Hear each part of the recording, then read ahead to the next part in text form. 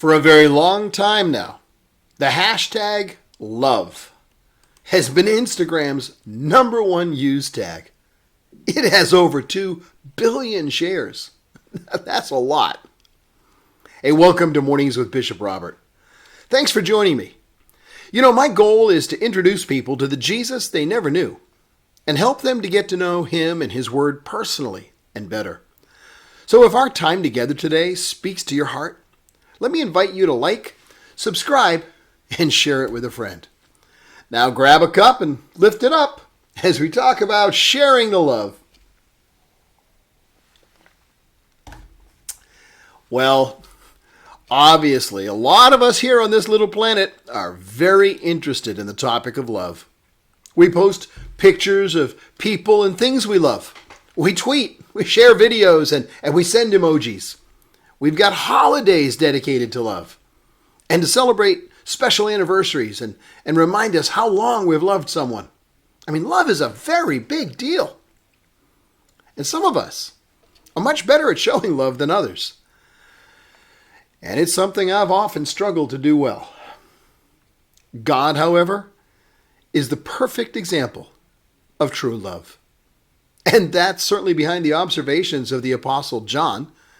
He was another person who struggled to display love.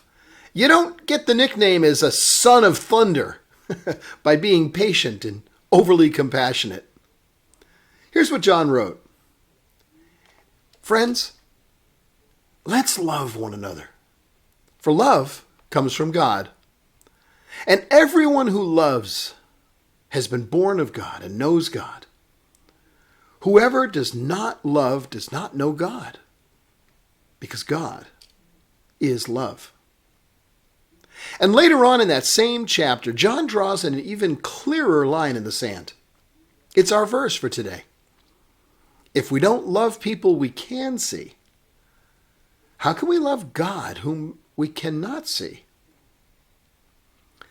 When we speak about the love chapter in the Bible, most folks are referring to Paul's familiar verses on love that are found in 1 Corinthians 13. You know, love is patient, love is kind, and so on.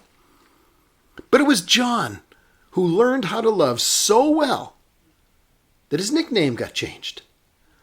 He went from being known as a son of thunder, perhaps today would have a different son of name for him, and he instead became known as the apostle of love and the disciple whom Jesus loved. So the insight John shares in his love chapter, 1 John chapter 4, verses 7 to 21, is worth a closer look. You know, those 14 verses, well, they contain several gems. You know, I'd even encourage you to run a search for Bible, 1 John chapter 4, on your computer or phone, and take a moment to read those verses that start in verse 7 and see how clearly and simply John presents his logic. At the end, he sums up the entire topic in a single sentence. If we don't love people we can see, how can we love God whom we cannot see? One version presents the full thought as a statement instead of a question. It says, if anyone says, I love God, and hates his brother, he's a liar.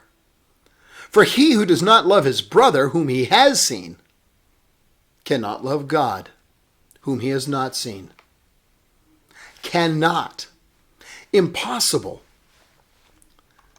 When you wonder why that's the case and ponder it in your heart and mind, the last verse of the chapter, John concludes with his irrefutable logic.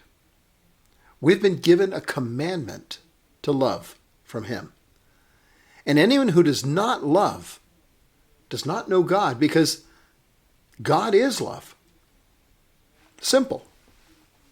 But simple and easy are two very different words.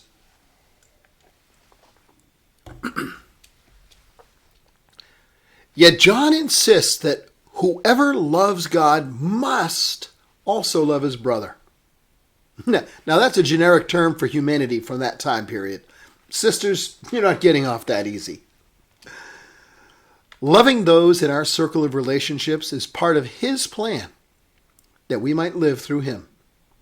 Just as important, it's part of His plan that He might continue to touch His creation through us. And even though none of us has ever seen God, as we love one another, His love is made complete in us. It's filled up. It's finished. It's worked into us. The image that comes to mind is working dough for bread until it's well mixed. Walking in His love perfects the expressions of His love in us. How's that accomplished? When we who have seen speak out, we testify that the Father has sent His Son to be the Savior of the world to those who don't know Him. And most importantly, when we live out that love for one another. So go on. Share the love. That's all the time we've got this morning.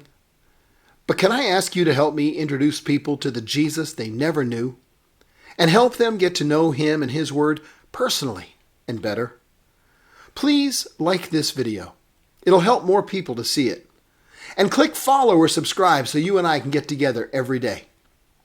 Hey, if you click the link in the description, you'll get a free copy of my book, Count to One, you can download to your inbox. And one more thing.